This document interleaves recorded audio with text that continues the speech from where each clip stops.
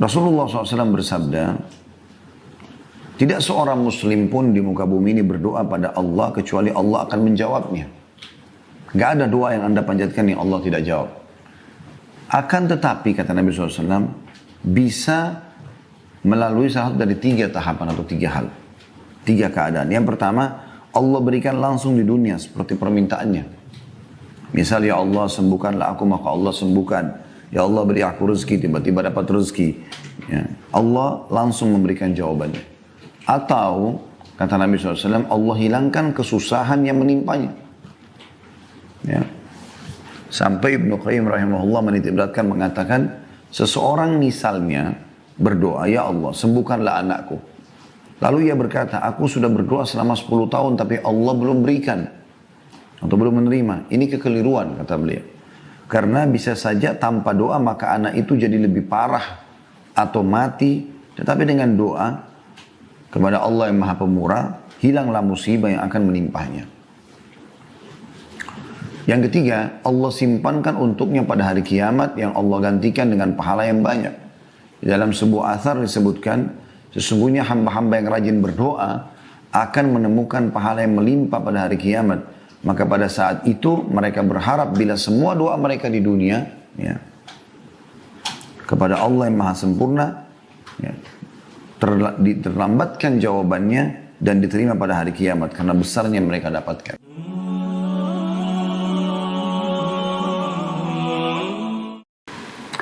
Baik teman-teman sekalian, pada pagi ini semoga Allah berkahi. Kita lanjutkan kajian buku kita Sahih Hadis Qudsi. Dan kita akan membahas judul baru lanjutannya, yaitu keutamaan berdoa dan sholat pada akhir malam. Jadi sebenarnya seperti nyambung dengan bahasan yang sebelumnya ya. Tetapi memang bahasan sebelumnya panjang lebar kita jelaskan keutamaan. Maka kita belum sempat menyelesaikan atau melanjutkan dengan bab ini. Ini bab bisa kita katakan berdiri sendiri dan kita coba akan bahas insya Allah. Hadis yang diangkat oleh penulis, tepatnya hadis nomor 113 atau urutan 113 dari awal mempelajari buku ini dengan sanad sahih. Bunyinya dari Abu Hurairah radhiyallahu anhu bahwa Rasulullah sallallahu alaihi wasallam bersabda, "Yanzilu Rabbuna tabaraka wa ta'ala kulla lailatin ila as-sama'id dunya hina yabqa thuluthul lailil akhir. Yaqul man yad'uni fa astajib lahu. Man yas'aluni fa'u'tiyah wa man yastaghfiruni fa'aghfiralah." Rabb kita yang maha suci lagi maha tinggi turun pada setiap malam ke langit dunia ketika tersisa sepertiga malam terakhir. Seraya berfirman, siapa yang berdoa kepadaku maka aku akan mengabulkannya.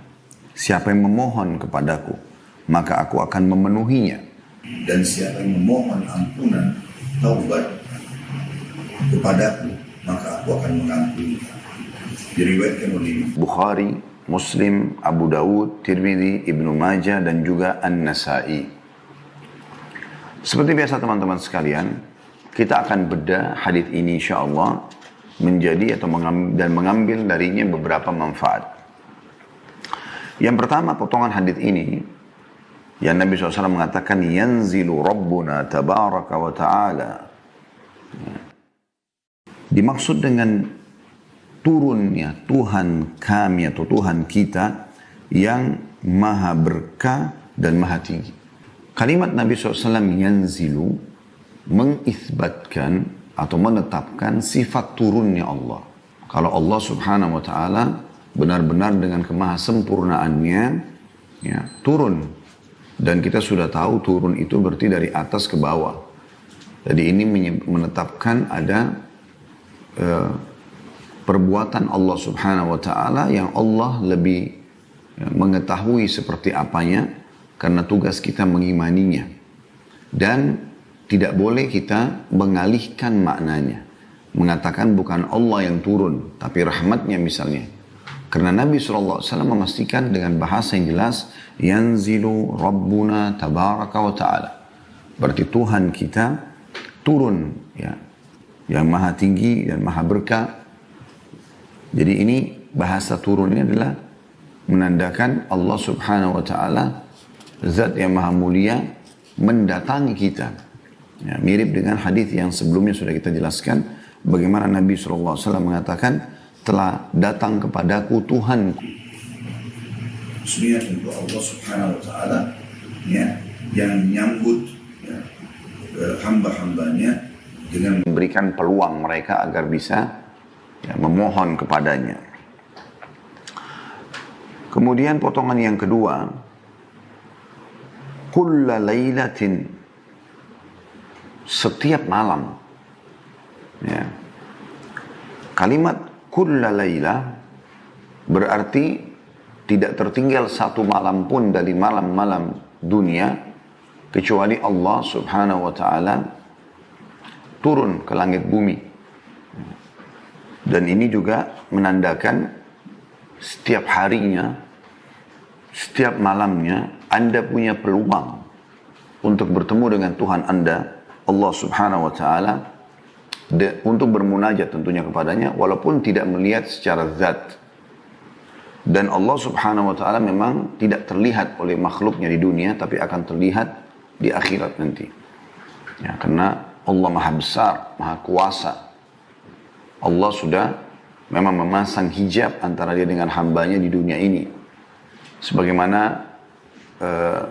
pernah ditanyakan kepada Nabi SAW oleh Aisyah radhiyallahu anha, hal tara rabbak, apakah anda melihat Tuhan anda pada saat sedang mi'raj ke langit? Maka jawaban Nabi SAW, Allahu nurun ala nur anna arah. Allah itu cahaya di atas cahaya, bagaimana aku bisa melihatnya? Juga Nabi Musa AS sempat bertanya, memohon kepada Allah agar diperlihatkan atau melihat Allah. Ya. Dia mengatakan, A'udzubillahi minasyaitonirrajim, dalam Al-Quran diceritakan, Rabbi arini anzur ilaik. Wahai Tuhanku, izinkan aku melihatmu. Qala lan tarani walakin anzur ilal jabal. Kau tidak akan pernah bisa melihatku. Tapi kalau kau tetap berpikir masalah itu, lihatlah ke gunung-gunung itu. Fa in istaqarra makanahu fasawfa tarani. Kalau gunung-gunung itu bisa menampung, bukan menampung. Saya tarik kalimat ini, bisa ya, menerima kedatangan Allah Subhanahu wa taala, maka kau akan bisa melihatku. Falamma tajalla rabbu lil jabal, pada saat Allah dengan kemahasempurnaannya ya, ingin datang ke gunung itu, ja'alahu dakka, maka hancur lebur gunung itu. Wa kharra Musa sa'iqa, dan Musa pun akhirnya pingsan. Ya. Pada saat dia terkaget, dia pun bertobat kepada Allah SWT. Dan Nabi SAW sudah mengatakan dalam sebuah hadis, kalian akan melihat pertama kali Tuhan kalian nanti di mahsyar dalam bentuk cahaya yang terang seperti bulan purnama di malam Lailatul Qadar. Ya. Kemudian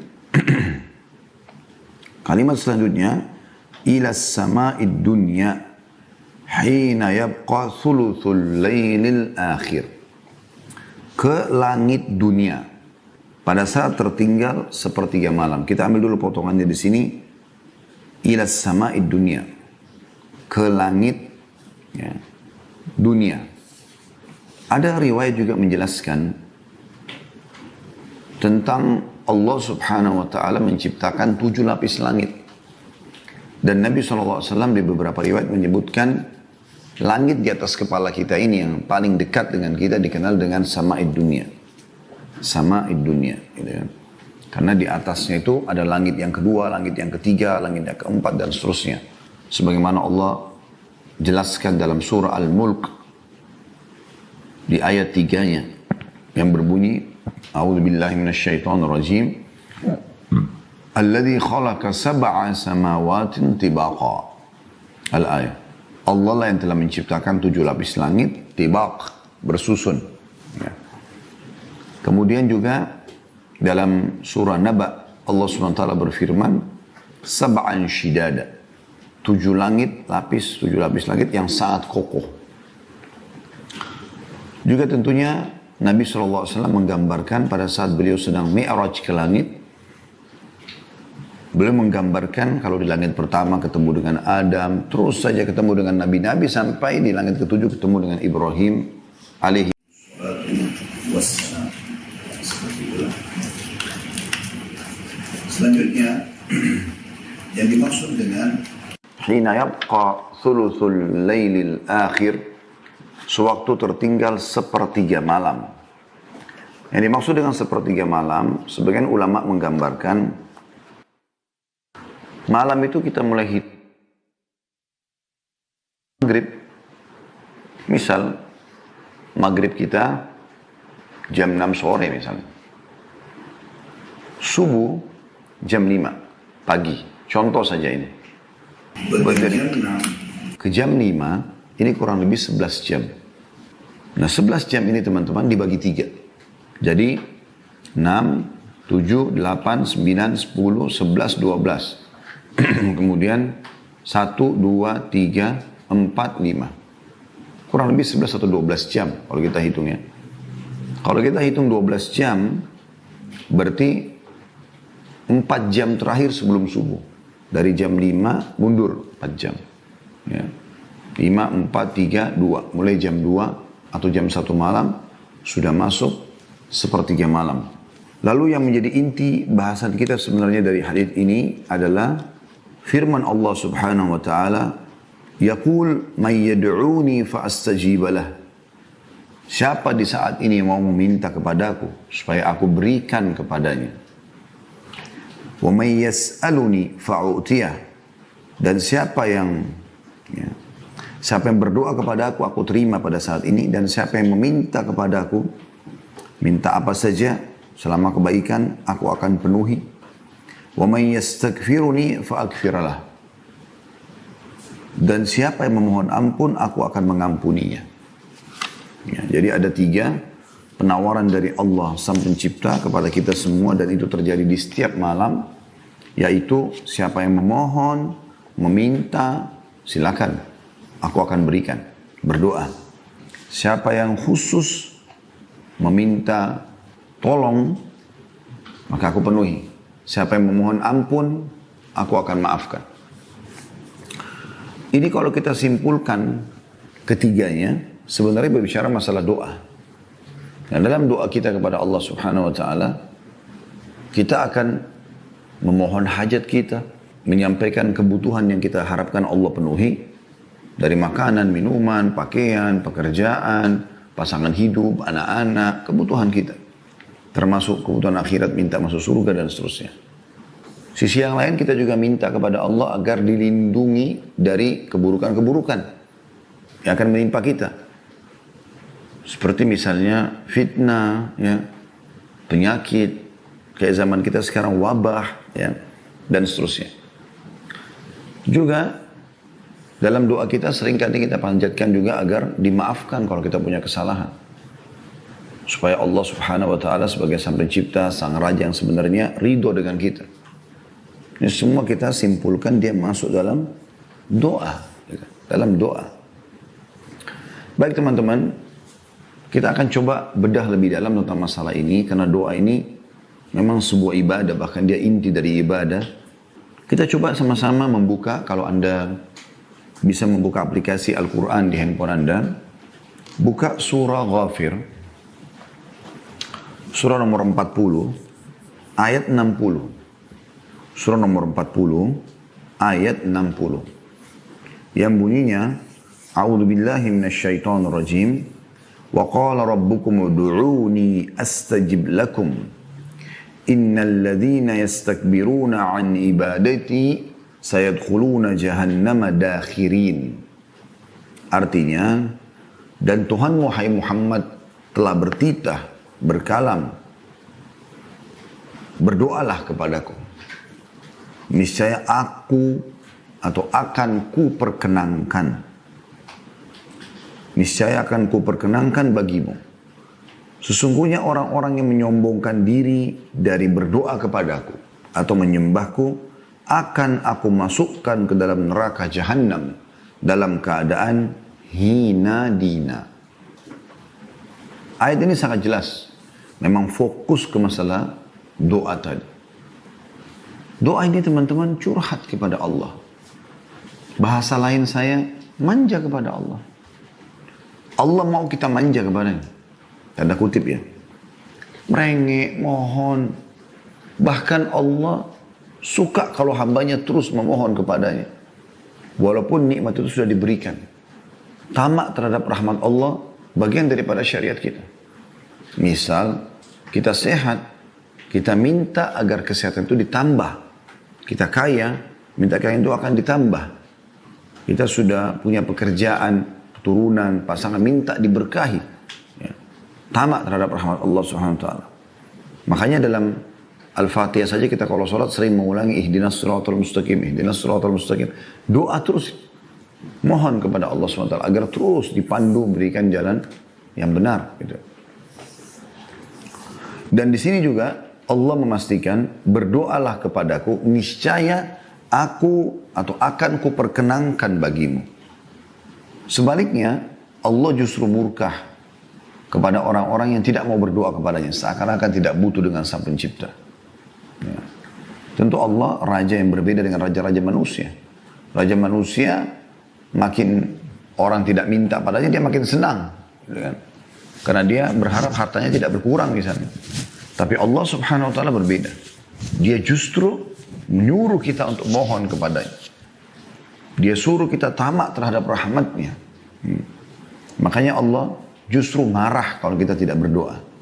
Dianggap sombong oleh Allah Subhanahu wa taala. Makanya dikatakan innal ladzina yastakbiruna an ibadati. Sesungguhnya orang yang sombong terhadap berdoa kepadaku, menyembah kepadaku, maka pasti aku akan masukkan ke dalam neraka jahanam dalam keadaan hina dina. Baginda Nabi SAW mengingatkan masalah doa, mengatakan ad-du'a huwal ibadah. Doa itu adalah inti ibadah. Ya. Jadi kalau anda sudah sering berdoa, berarti diikuti dengan keimanan anda kepada Allah, otomatis. Nah, mungkin anda memanjatkan sesuatu yang anda tidak yakin, gitu kan? Dalam arti kata keberadaannya Allah SWT. Kemudian juga dengan berdoa, berarti memang anda sudah minta kepada pemilik segala sesuatunya. Karena kalau kita sehat, yang miliki kita Allah, yang miliki kesehatan itu Allah, yang bisa mempertahankan dan menambahnya Allah. Kalau kita sakit, maka yang miliki kita Allah, yang miliki juga ya, penyakit itu adalah Allah, yang bisa menyembuhkan juga Allah. Juga anda dari sisi yang lain, yang ketiga adalah menolak semua sesembahan selain Allah. Otomatis, ya, anda tidak perlu berdoa lagi, memohon kepada selainnya. Juga sabda Nabi SAW dalam riwayat Tirmidzi, "Man lam yad'ullah yaghdab alaih." Siapa yang tidak memohon kepada Allah, justru Allah murka padanya. Ya. Juga dalam riwayat Tirmidzi disebutkan Nabi SAW bersabda, tidak ada sesuatu yang paling mulia di sisi Allah melebihi doa. Doa ini teman-teman sekalian, baik anda lihat jawabannya atau belum ada lihat jawabannya, tetap dia ibadah. Anda akan panen dalam bentuk pahala pada hari kiamat. Jadi nggak ada keraguan untuk terus berdoa kepada Allah Subhanahu wa taala. Ya. Ibnu Hajar coba menjelaskan bahwa Imam At-Taibi berkata, sebaiknya hadis Nu'man secara bahasa artinya berdoa menunjukkan hadis Nu'man tadi itu hadis tentang masalah doa itu adalah inti ibadah. Ya. Siapa yang tidak berdoa maka Allah murka padanya. Ya. Kata beliau harusnya difahami artinya berdoa menunjukkan sikap berendah atau berserah diri dan membutuhkan Allah. Karena tidak dianjurkan ibadah selain berserah diri dan tunduk kepada pencipta. Serta merasa butuh kepada Allah. Oleh karena itulah Allah menutup dengan firman-Nya, sungguhnya orang yang menyombongkan diri dari menyembahku atau berdoa kepadaku. Dalam ayat ini orang yang tidak mau tunduk dan berserah diri kepada Allah disebut dengan orang yang sombong. Sehingga berdoa mempunyai keutamaan di dalam ibadah dan ancaman bagi mereka yang tidak mau berdoa adalah hina dina. Disebutkan dalam Fathul Bari, jilid 11, halaman 98. Ada hal yang perlu anda tahu dalam berdoa teman-teman, ada namanya tahapan berdoa. Rasulullah SAW bersabda, tidak seorang muslim pun di muka bumi ini berdoa pada Allah kecuali Allah akan menjawabnya. Gak ada doa yang anda panjatkan yang Allah tidak jawab. Akan tetapi, kata Nabi SAW, bisa melalui salah satu dari 3 tahapan atau 3 hal. 3 keadaan. Yang pertama, Allah berikan langsung di dunia seperti permintaannya. Misal, ya Allah sembuhkanlah aku, maka Allah sembuhkan. Ya Allah beri aku rezeki, tiba-tiba dapat rezeki. Ya. Allah langsung memberikan jawabannya. Atau kata Nabi SAW, Allah hilangkan kesusahan yang menimpanya. Ya. Sampai Ibnu Qayyim rahimahullah menitikberatkan mengatakan, seseorang misalnya berdoa, ya Allah sembuhkanlah anakku. Lalu ia berkata, aku sudah berdoa selama 10 tahun tapi Allah belum berikan atau belum menerima. Ini kekeliruan kata beliau. Karena bisa saja tanpa doa maka anak itu jadi lebih parah atau mati. Tetapi dengan doa kepada Allah yang Maha Pemurah, hilanglah musibah yang akan menimpahnya. Yang ketiga, Allah simpankan untuknya pada hari kiamat yang Allah gantikan dengan pahala yang banyak.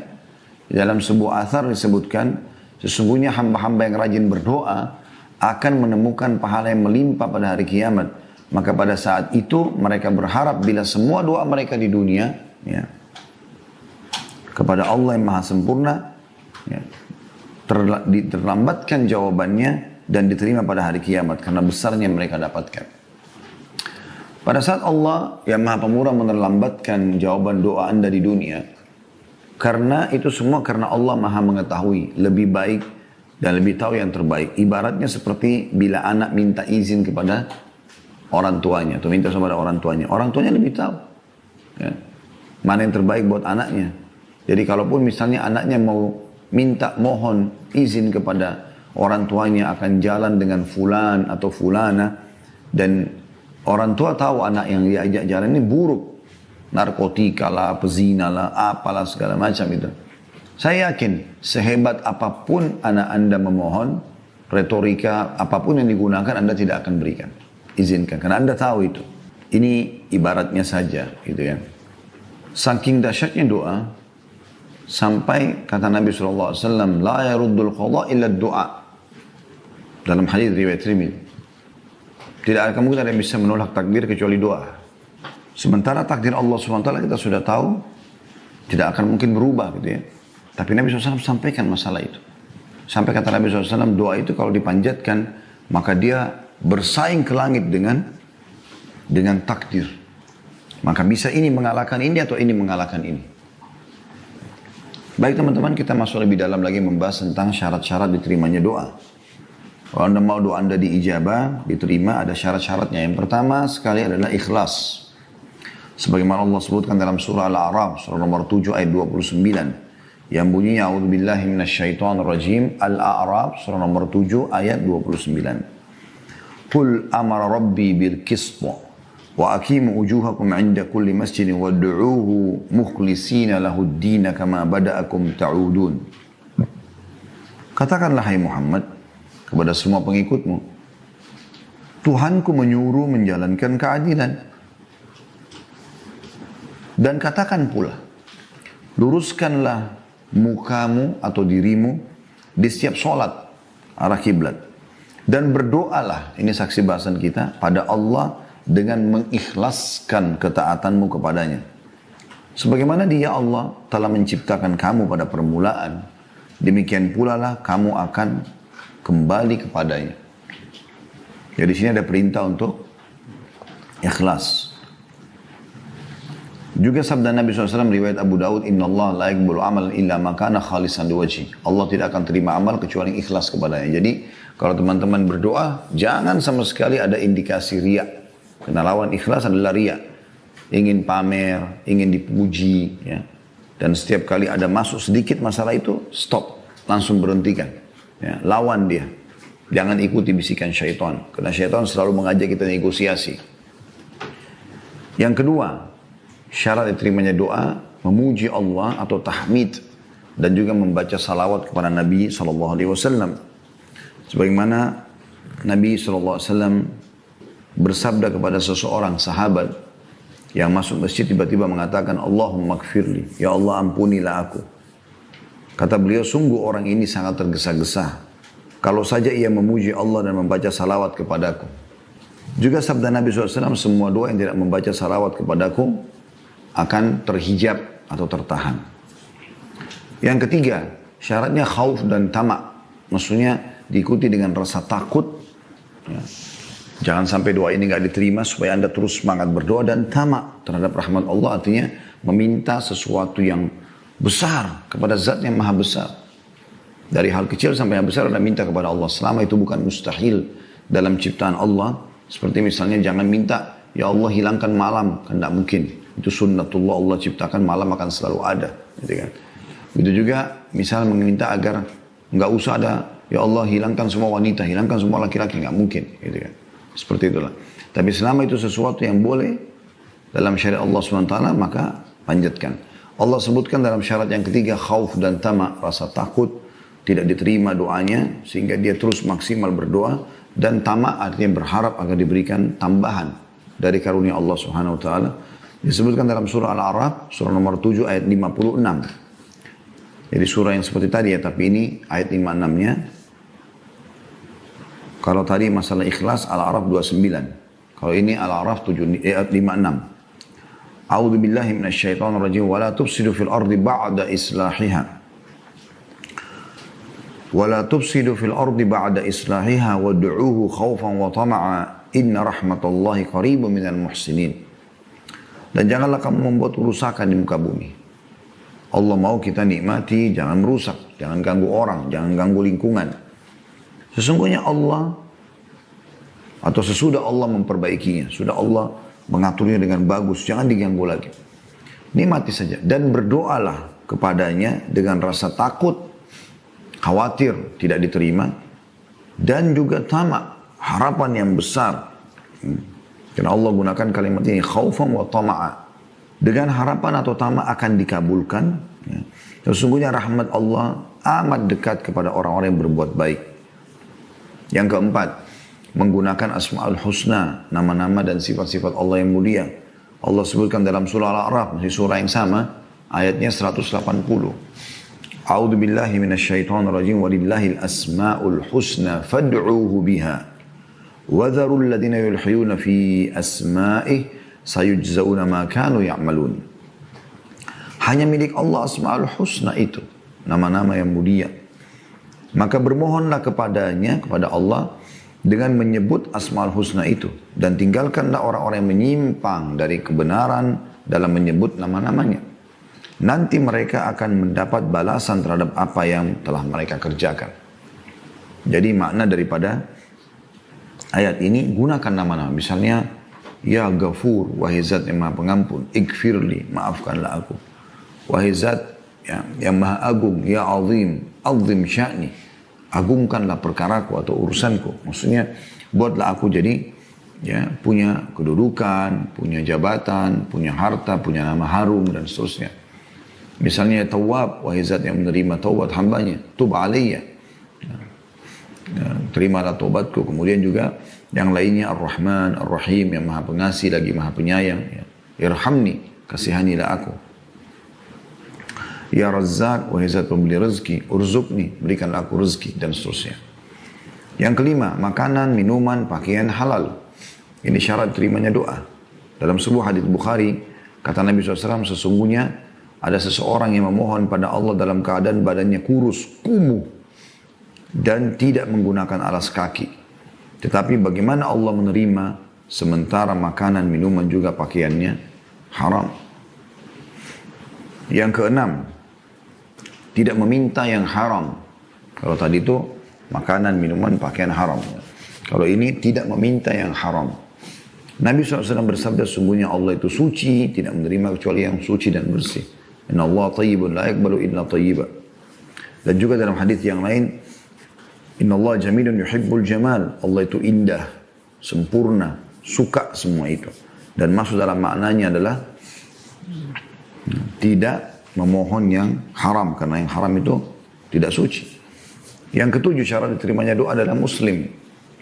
Adalah muslim, sebagaimana sabda Nabi SAW pada saat ada beberapa Yahudi yang lewat di hadapan beliau lalu mengatakan, Assalamualaikum, kematian buat kalian. Maka Aisyah marah sambil mengatakan, kematian untuk kalian, dan semoga Allah memberikan kalian laknat. Kata Nabi SAW, wahai Aisyah, pelan-pelan lah, alaiki birrifq, lembut aja. Kata dia, ya Rasulullah, tidak anda dengar apa yang mereka berdoa? Sampaikan.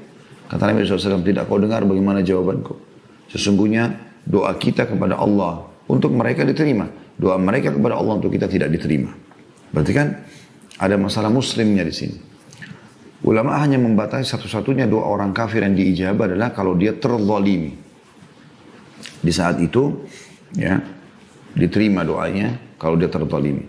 Sebagaimana dalam hadis Bukhari, Muadz bin Jabal radhiyallahu anhu pada saat diutus ke Yaman untuk berdakwah, maka di saat itulah Nabi alaihi salatu wassalam mengingatkan wattaqi da'watal mazlum fa inna laysa bainahu wa bainallahi hijab. Hati-hati kamu, ya, dengan doanya orang-orang terzalimi. Sebab yang didakwai sebenarnya orang kafir oleh Muadz bin Jabal. Karena sungguhnya, ya, tidak ada hijab antara dia sama Allah. Yang kedelapan, tidak tergesa-gesa. Rasulullah SAW mengatakan yustajabu li ahadikum malam ya'jal, pasti diterima doa seseorang di antara kalian selama tidak tergesa-gesa. Para sahabat bertanya, wa kaifa ya'jal ya Rasulullah? Bagaimana cirinya orang yang tergesa-gesa itu? Kata Nabi SAW, yaqulu da'autu wa lam yustajabu li fatarakat doa. Dia mengatakan aku sudah berdoa dan belum melihat jawabannya, maka dia meninggalkan doa setelah itu. Ya. Jadi masuk dalam masalah tergesa-gesa sini kata sebagian ulama adalah tidak terburu-buru dalam mengucapkan doa yang penuh dengan harapan dan tidak terburu-buru dalam menunggu jawabannya. Sabar gitu. Ya. Ada prosesnya. Yang kesembilan, memaksimalkan tempat dan waktu diterimanya doa. Seperti di wilayah Haram Mekah, ya. Ada multazam antara Hajar Aswad dengan pintu Ka'bah. Semoga Allah SWT nanti mudahkan kita kembali umrah dan haji insyaAllah. Kemudian meminum air zam-zam, ya. Kemudian di Arafah pada saat lagi haji, itu tempat misalnya. Kemudian waktu sepertiga malam, sebagaimana dalam bahasan hadis kita, pada saat sujud, ya. Kemudian sebelum salam akhir, pada saat berpuasa, ya. Baik itu sementara puasa ataupun pada saat nanti menjelang buka puasa, sebagaimana insya Allah kita juga akan masukin sebentar lagi Ramadan. Semoga Allah mudahkan insya Allah dan berkahi waktu dan juga, ya, ibadah kita. Kemudian musafir pada saat hujan sedang turun, sedang berkecamuk peperangan antara azan dan iqamah, doa orang tua untuk anaknya, anak soleh untuk orang tuanya, doa setiap muslim untuk muslim yang lain, dan akhir waktu asar pada hari Jumat.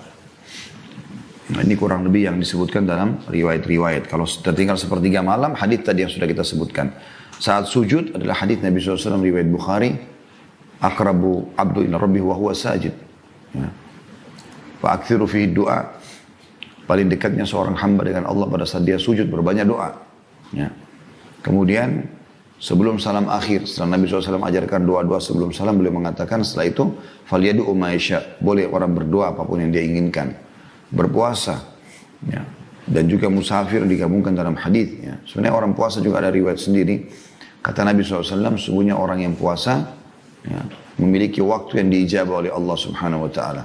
Riwayat lain menjelaskan pada saat menjelang buka puasa, tapi umumnya mulai dia puasa, ya, dari setelah pas sahur sampai menjelang buka puasa semuanya waktu mustajab.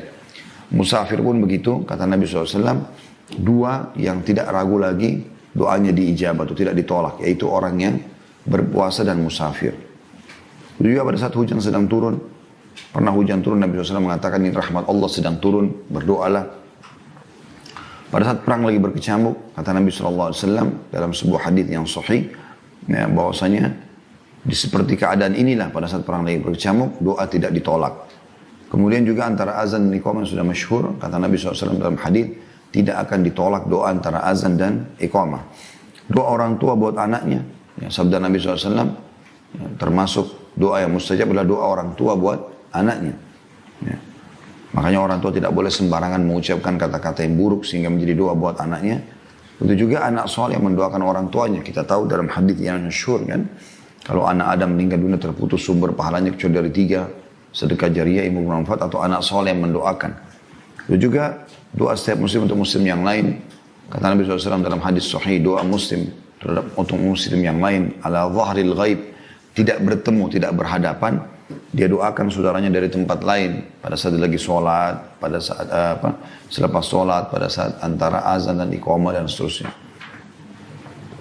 Dan juga akhir waktu asar atau selepas asar di waktu hari Jumat. Boleh juga di hari Jumat, ya, semoga Allah SWT juga kembalikan kita bisa Jumat lagi seperti biasa, itu terjadi juga di saat khatib lagi duduk di khutbah kedua sampai diiqamahkan sholat. Dan ini dua-dua aja riwayatnya. Kata Nabi SAW, hari Jumat ada 12 waktu, tidak ada seorang muslim yang berdoa pada saat itu kecuali diijabah, dan fokuslah, ya, pada saat khatib sedang duduk, ya, di khutbah kedua sampai diiqamahkan sholat. Riwayat lain, Jumat itu 12 waktu, ya, atau seperti itu lafadznya. Saya tidak terlintas sekarang tepat lafadznya, tapi Nabi SAW mengatakan bahwasanya, ya, waktu mustajab, ya, di hari Jumat itu adalah selepas asar sampai terbenam matahari. Ada banyak kisah-kisah tentang mustajabnya doa Nabi SAW, dan itu terlalu banyak bahasanya tentunya. Tapi di antaranya pernah ada seseorang datang kepada Nabi SAW, Nabi lagi khutbah Jumat, kemudian orang ini tiba-tiba teriak-teriak mengatakan, ya Rasulullah dari luar masjid. Maka Nabi SAW mengatakan, malak, ada apa dengan kamu? Lagi khutbah, dia berhentikan khutbah. Orang lagi hening mendengarkan khutbah Nabi SAW. Maka dia mengatakan, telah terputus jalan-jalan, mati hewan-hewan ternak kami, bahkan kering, kami pun tidak bisa minum, tidak bisa masak, segala macam. Tidak ada air. Mohonlah kepada Allah, seakan-akan dia mau mengatakan, mumpung anda di atas mimbar, mohon kepada Allah supaya turun hujan. Maka kata Anas bin Malik, perawi hadits ini, radhiyallahu anhu, pada saat itu saya melihat ke langit, karena masjid Nabi itu tidak ada atapnya. Langit seperti kaca, nggak ada awan. Kalau tidak ada awan, tidak hujan. Karena air dibawa oleh awan, dengan hikmah Allah turunlah hujan dari situ. Semana Allah sebutkan dalam ayat-ayat Al-Quran. Dan kita sudah tahu prosesnya memang seperti itu. Maka kata Anas bin Malik, Nabi SAW pun berdoa dengan mengucapkan 2 kali, Allahumma agithna, Allahumma agithna. Ya Allah, berikanlah kami hujan, berikanlah kami hujan. Maka tiba-tiba kata Anas bin Malik, belum khutbah Nabi SAW selesai, kecuali Madinah sudah dipenuhi dengan awan-awan yang gelap, lalu turunlah hujan lebat. Dan kami tidak melihat matahari selama sepekan. Jumat setelahnya datang orang yang sama lagi dari luar masjid mengucapkan lagi kalimat yang sama. Ya Rasulullah, ya Rasulullah. Kata Nabi SAW, ada apa lagi? Dia mengatakan, ya Rasulullah, terputus jalan-jalan kami. Hewan-hewan kami bisa binasa, kami pun bisa binasa. Karena ini banjir sekarang, hujan terus. Mohon kepada Allah agar diberhentikan. Maka ini salah satu mukjizat Nabi SAW. Beliau pun berdoa, ya Allah, jadikanlah hujan ini kebaikan buat kami, bukan masalah buat kami. Ya Allah, alirkanlah air hujan ini ke, dari gunung, ke lembah-lembah, dan ke tempat-tempat tumbuhnya pohon-pohon, gitu kan. Supaya ada resapan, gitu ya. Lalu Nabi SAW, kata Anas bin Malik, menunjuk ke awan-awan yang ada di atas kota Madinah, dan tidak ada satupun awan ditunjuk oleh Nabi SAW kecuali bubar. Artinya tidak ada lagi awan pada saat itu. Kalau Allah menerlambatkan doa hamba, bisa karena cinta Allah kepadanya. Dalam sebuah riwayat dikatakan, sungguhnya bila Allah mendengar doa yang indah dari hambanya, maka ia pun menerlambatkan jawabannya, agar hamba tersebut tetap dalam doanya. Allah itu sangat sayang dengan kita. Allah nggak mau kita, ya, mengembalikan atau dikembalikan tangan kita dalam keadaan kosong. Sebagaimana dalam hadis Bukhari juga dijelaskan, Allah malu mengembalikan tangan hambanya yang sudah diangkat ke langit dalam keadaan kosong. Allah SWT berikan, bukan tidak berikan. Bahkan banyak orang mungkin yang tidak menyadari kalau Allah sudah berikan kepada dia. Ya, cuma memang melalui prosesnya, ada tahapannya. Yang penting teman-teman sekalian, doa jangan pernah putus asa. Jangan pernah batasi doa itu. Kisah masyhur Nabi Zakaria alaihissalam, bagaimana beliau berdoa selama 70 tahun agar diberikan keturunan dari umur 30 sampai 100 tahun. Anda bisa baca dalam surah Maryam tentunya, ya. Surah nomor 19, ya, ayat 1 sampai ayat 10. Ya. Bagaimana Allah menggambarkan Nabi Zakaria berdoa terus sampai dia sudah tua, maka Allah berikan ijabah. Begitu juga Allah jelaskan tentang Nabi Zakaria ini dalam surah Al-Anbiya, surah nomor 21 ayat 89 sampai 90. Juga dalam surah Al-Imran, surah nomor 3 ayat 38 sampai 41. Al-Imran, surah nomor 3 ayat 38 sampai 41. Nah, ini sudah sering saya ulangi sebenarnya, termasuk dalam majelis kita, tentang kisah Nabi Zakaria Anda pun bisa kembali ke judul ceramah kami, Dahsyatnya Doa. Dan beberapa poin ini saya bacakan dari makalah atau PowerPoint yang saya susun tentang masalah dahsyatnya doa itu. Begitu juga dengan Nabi Ayub alaihissalam yang sudah diuji oleh Allah Subhanahu wa taala dengan beragam macam ujian. Dia bahagia selama 20 tahun. Tidak ada cobaan berat dalam hidupnya. Dia gagah, dia nabi, dia dianggap sebagai tokoh masyarakat di kaumnya. Dakwanya diterima. Istrinya cantik, subur, sampai melahirkan 12 anak laki-laki. Semua anaknya tampan-tampan, pintar-pintar. Ternaknya banyak sekali. Ya, kebunnya juga subur. Ya. Tapi subhanallah, kuasa Allah SWT, Allah datangkan setelah 20 tahun cobaan. Maka Allah buat di hari pertama, Nabi Ayub AS yang segar, yang kuat, tiba-tiba kena penyakit yang kita sudah tahu. Ya, pada saat itu diuji oleh Allah SWT penyakit kulit sehingga menular dan orang semua menjauh kecuali istrinya. Kemudian yang hari kedua Allah matikan semua anaknya yang lagi makan di sebuah ruangan, lalu Allah rubuhkan bangunannya, mati semua tiba-tiba. Jadi sudah hari pertama tidak punya sakit-sakit tubuhnya, hari kedua mati semua anaknya, 12-12-nya, dan yang ketiga Allah datangkan hama, ya, sehingga mati semua hewan-hewannya dan kebunnya sempat terbakar. Hilang semua dalam 3 hari. Tapi beliau sabar. Terus berdoa kepada Allah Subhanahu wa ta'ala. Bersabar. Dan minta kepada Allah Subhanahu wa ta'ala dengan santun, dengan ramah. Allah sebutkan dalam surah Al-Anbiya. Surah nomor 21 ayat 83-84. Ini pelajaran yang luar biasa ini.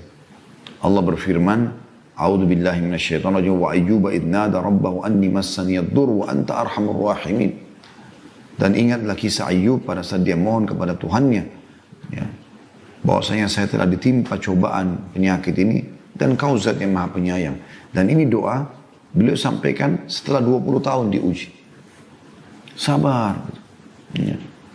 Sampai waktu sudah 18 tahun berlalu, istrinya sempat bertanya, mengatakan, wahai Ayub, mintalah kepada Allah, tidak usah minta, mohon kepada Allah agar diberikan anak lagi, jadi kaya lagi. Anda sembuh aja biar bisa berdakwah. Maka Nabi Ayub bertanya pada istri, berapa tahun kita bahagia? Kata istrinya 20 tahun. Berapa lama kita sekarang melalui cobaan? Kata istrinya 18 tahun. Kata Nabi Ayub, saya masih malu minta sama Allah.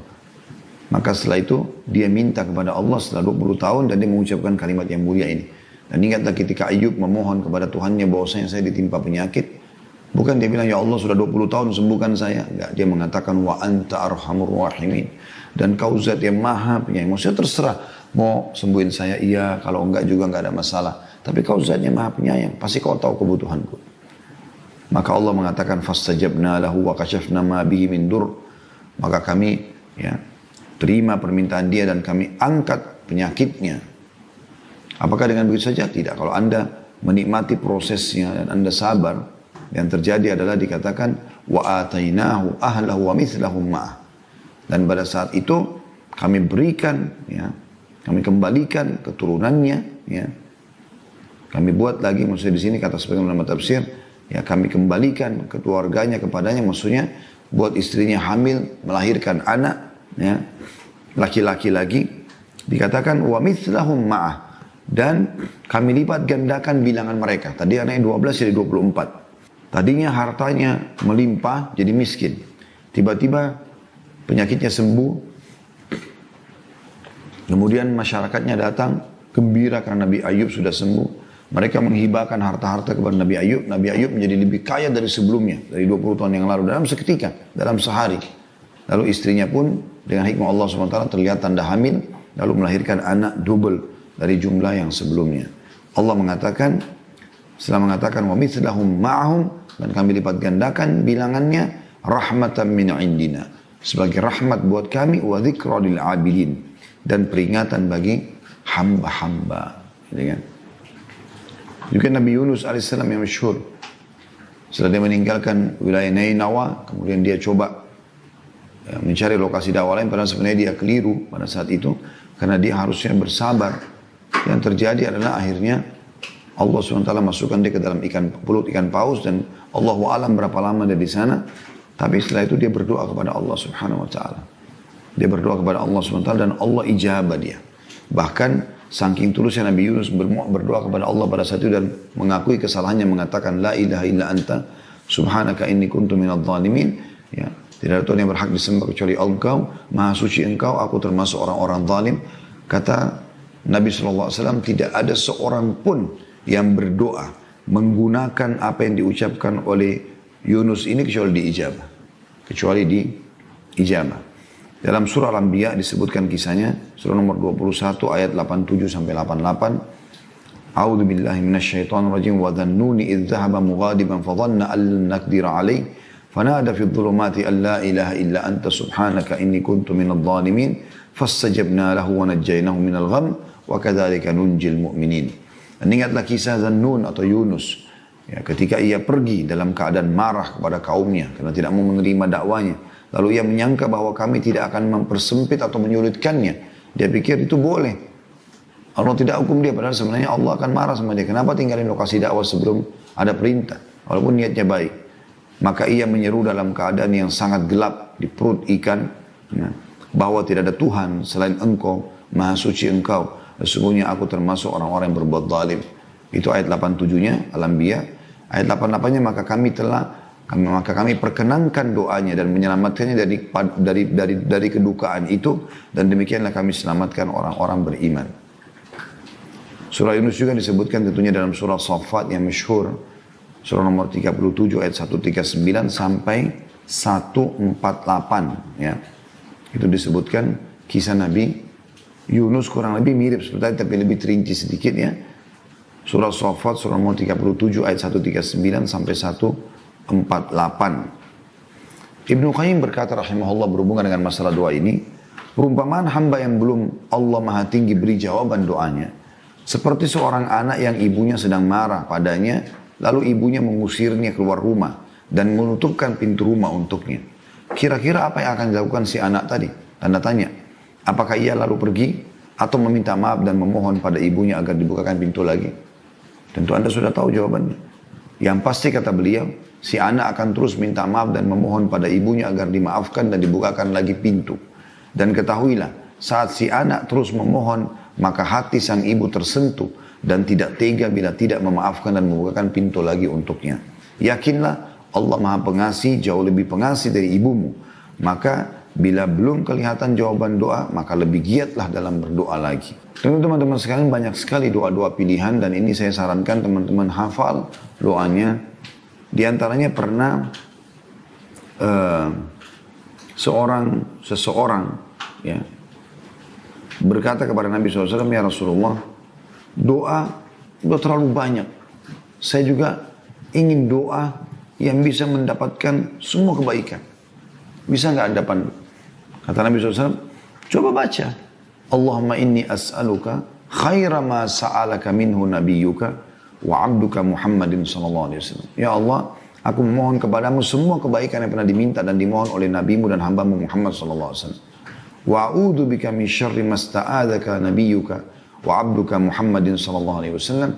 Dan aku berlindung kepadamu dari semua yang telah nabimu berlindung darinya, ya, nabimu dan hambamu Muhammad SAW berlindung darinya. Wa antal musta'an wa alaikal balagh. Tempat mula kami meminta tolong dan dari mula jawaban daripada permohonan itu.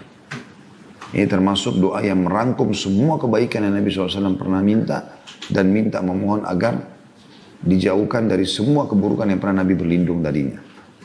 Juga ada potongan doa ringkas, Allah maj'al kullu makduri khaira. Ya Allah, jadikanlah semua takdirku kebaikan. Allah maj'al kullu makduri khaira. Kemudian juga ada doa yang lain, Allahumma inni a'udzubika min zawali ni'amik. Nah, ini doa diperlukan di zaman kayak kita sekarang, ya.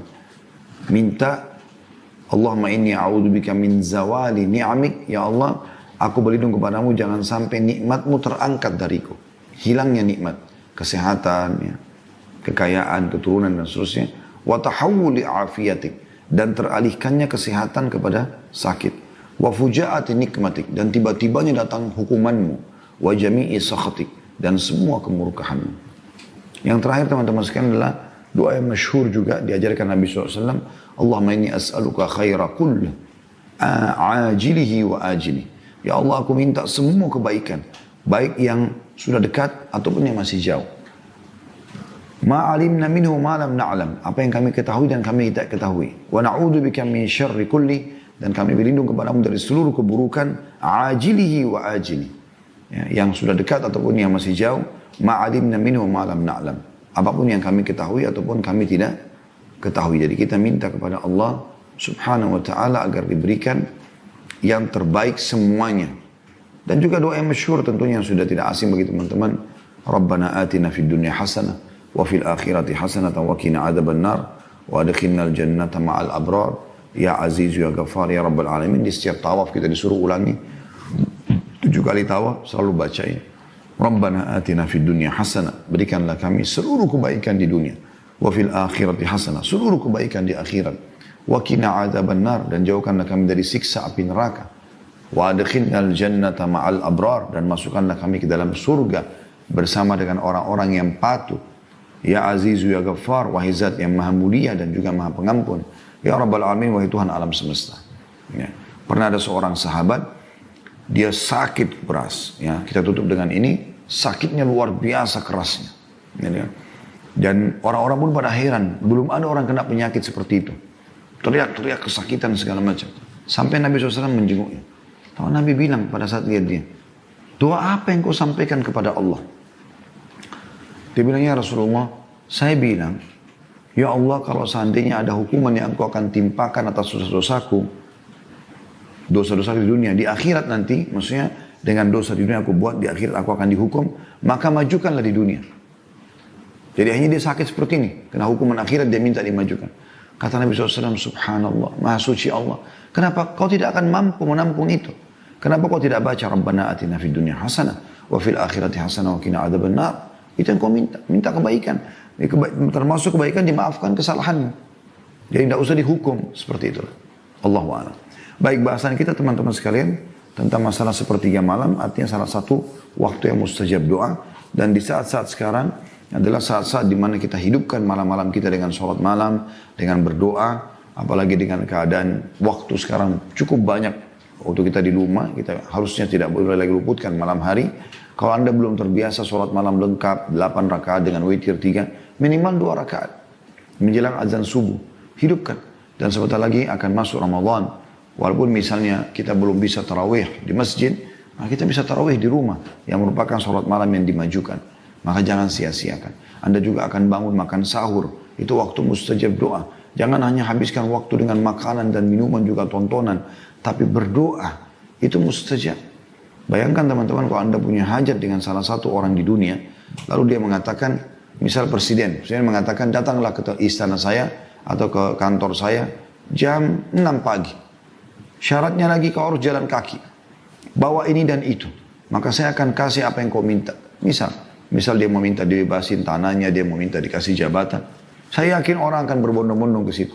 Subhanallah. Allah datang sepertiga malam ke rumah kita tanda kutip di dunia. Ya, di bumi ini, lalu menanyakan lagi, apa hajat kalian? Ada salah yang kalian lakukan mau minta maaf sama saya? Ya. Ada enggak pertolongan yang kalian butuhkan? Maka saya akan berikan. Jangan disia-siakan semua ini. Allahu a'lam. Baik, ini bahasan kita insya Allah.